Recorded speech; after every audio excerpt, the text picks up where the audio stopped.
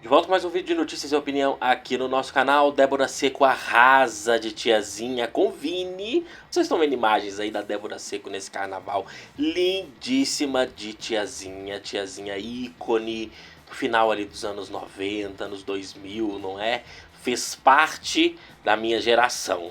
Que nostalgia vendo Débora Seco de tiazinha neste clipe lindíssimo, sensual, que vocês estão vendo aí, cantando com o Vini, né? Que fez o hit na época, o Tiazinha, né? Quem não se lembra, quem foi da época se lembra. E lindíssimo Débora Seco, altamente aclamada neste carnaval.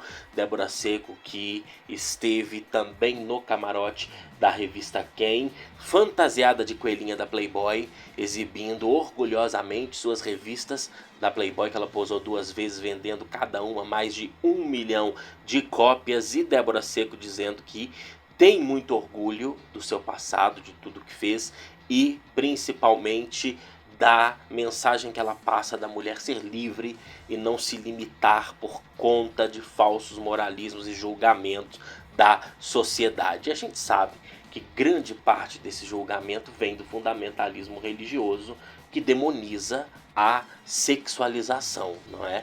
Se não for hétero dentro do casamento, a religião, as maiores religiões, não é, do fundamentalismo religioso condena. Há um preconceito, uma hipocrisia grande na religião.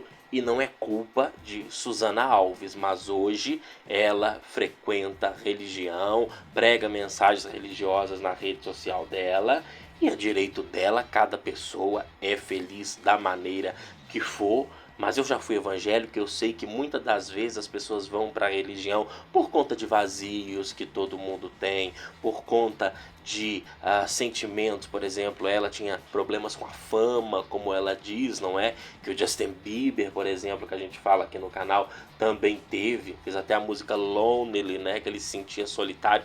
Ela, Susana Alves, disse uma declaração parecida, né?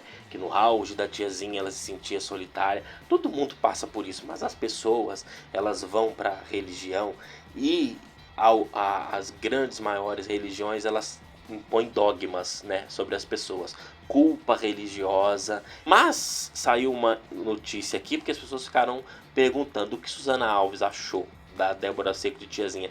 Segundo aqui essa informação do Observatório dos Famosos, diz que ela acionou advogados que estariam analisando o que podem fazer após o clipe da Débora Seco de tiazinha. Só que Susana Alves desmentiu esses boatos. Disse que reconhece a tiazinha como uma personagem dela, que foi um grande sucesso, que ela conhece Débora Seco há muito tempo e que apesar de hoje ela ter uma outra maneira de se expressar, ela diz que é fã da Débora Seco, que admira como ela faz e se entrega nas suas representações.